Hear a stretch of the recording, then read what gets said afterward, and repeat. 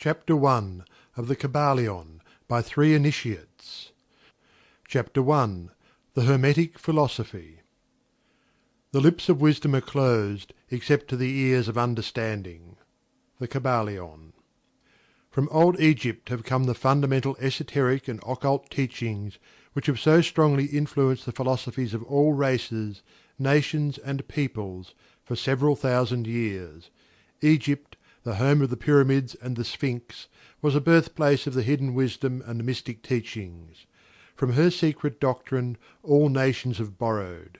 India, Persia, Chaldea, Media, China, Japan, Assyria, ancient Greece and Rome, and other ancient countries partook liberally at the feast of knowledge which the hierophants and masters of the land of Isis so freely provided for those who came prepared to partake of the great store of mystic and occult lore which the master minds of that ancient land had gathered together.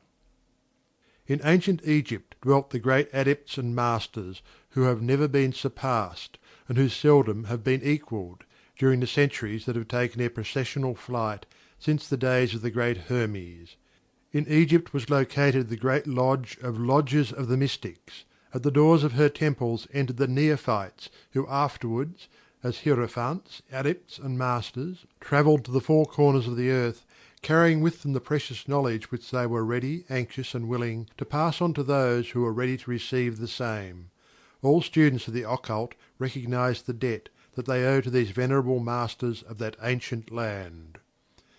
But amongst these great masters of ancient Egypt there once dwelt one of whom masters hailed as the Master of Masters. This man, if man indeed he was, dwelt in Egypt in the earliest days. He was known as Hermes Trismegistus. He was the father of the occult wisdom, the founder of astrology, the discoverer of alchemy. The details of his life story are lost to history, owing to the lapse of the years, though several of the ancient countries disputed with each other in their claims to the honour of having furnished his birthplace, and this thousands of years ago.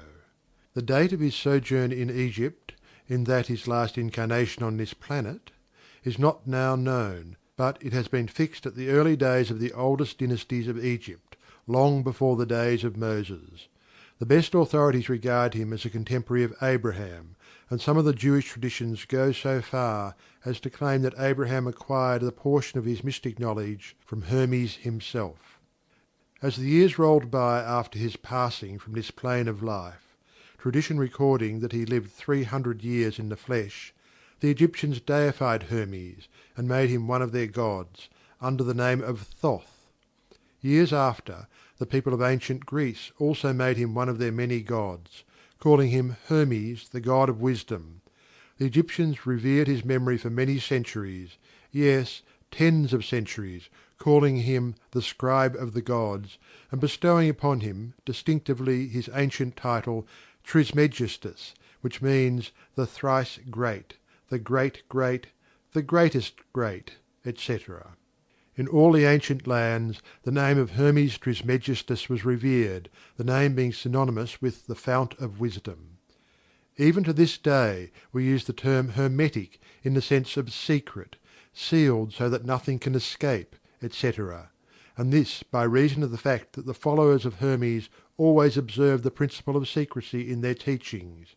They did not believe in casting pearls before swine, but rather held to the teaching milk for babes, meat for strong men, both of which maxims are familiar to readers of the Christian scriptures, but both of which had been used by the Egyptians for centuries before the Christian era. And this policy of careful dissemination of the truth has always characterized the Hermetics, even unto the present day. The Hermetic teachings are to be found in all lands, among all religions, but never identified with any particular country, nor with any particular religious sect. This is because of the warning of the ancient teachers against allowing the secret doctrine to become crystallized into a creed. The wisdom of this caution is apparent to all students of history. The ancient occultism of India and Persia degenerated, and was largely lost, owing to the fact that the teachers became priests, and so mixed theology with the philosophy, the result being that the occultism of India and Persia has been gradually lost, amidst the mass of religious superstition cults, creeds and gods. So it was with ancient Greece and Rome. So it was with the Hermetic teachings of the Gnostics and early Christians, which were lost at the time of Constantine, whose iron hand smothered philosophy with the blanket of theology, losing to the Christian Church that which was its very essence and spirit, and causing it to grope throughout several centuries before it found the way back to its ancient faith, the indications apparent to all careful observers in this 20th century being that the Church is now struggling to get back to its ancient mystic teachings. But there were always a few faithful souls who kept alive the flame, tending it carefully, and not allowing its light to become extinguished. And thanks to these staunch hearts and fearless minds, we have the truth still with us. But it is not found in books, to any great extent. It has been passed along from master to student, from initiate to hierophant, from lip to ear. When it was written down at all, its meaning was veiled in terms of alchemy and astrology, so that only those possessing the key could read it aright. This was made necessary in order to avoid the persecutions of the theologians of the Middle Ages, who fought the secret doctrine with fire and sword, stake, gibbet, and cross. Even to this day there will be found but few reliable books on the Hermetic philosophy, although there are countless references to it in many books written on various phases of occultism. And yet the Hermetic philosophy is the only master key which will open all the doors of the occult teachings. In the early days there was a compilation of certain basic Hermetic doctrines, passed on from teacher to student, which was known as the Kybalion, the exact significance and meaning of the term having been lost for several centuries. This teaching, however, is known to many to whom it has descended, from mouth to ear, on and on throughout the centuries. Its precepts have never been written down or printed, so far as we know. It was merely a collection of maxims, axioms, and precepts, which were non-understandable to outsiders, but which were readily understood by students, after the axioms, maxims, and precepts had been explained and exemplified by the Hermetic initiates to their neophytes. These teachings really constituted the basic principles of the art of Hermetic alchemy, which, contrary to general belief, dealt in the mastery of mental forces rather than material elements, the transmutation of one kind of mental vibrations into others, instead of the changing of one kind of metal into another. The legends of the Philosopher's Stone, which would turn base metal into gold, was an allegory relating to Hermetic philosophy, readily understood by all students of true Hermeticism. In this little book, of which this is the first lesson, we invite our students to examine into the Hermetic teachings as set forth in the Kybalion, and as explained by ourselves, humble students of the teachings, who, while bearing the title of initiates, are still students at the feet of Hermes, the Master. We herein give you many of the maxims, axioms, and precepts of the Kybalion, accompanied by explanations and illustrations which we deem likely to render the teachings more easily comprehended by the modern student, particularly as the original text is purposely veiled in obscure terms.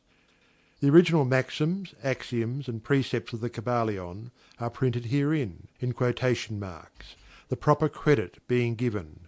Our own work is printed in the regular way, in the body of the work. We trust that the many students to whom we now offer this little work will derive as much benefit from the study of its pages as have the many who have gone on before, treading the same path to mastery throughout the centuries that have passed since the times of Hermes Trismegistus, the Master of Masters, the Great Great. In the words of the Kybalion, where fall the footsteps of the Master, the ears of those ready for his teachings open wide. The Kybalion. Where the ears of the student are ready to hear, then cometh lips to fill them with wisdom. The Kybalion.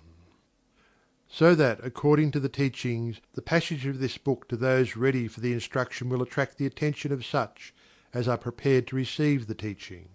And, likewise, when the pupil is ready to receive the truth, then will this little book come to him or her. Such is the law. The Hermetic principle of cause and effect, in its aspect of the law of attraction, will bring lips and ear together, pupil and book in company. So mote it be. End of Chapter 1 of the Kybalion by 3 Initiates. This recording is in the public domain.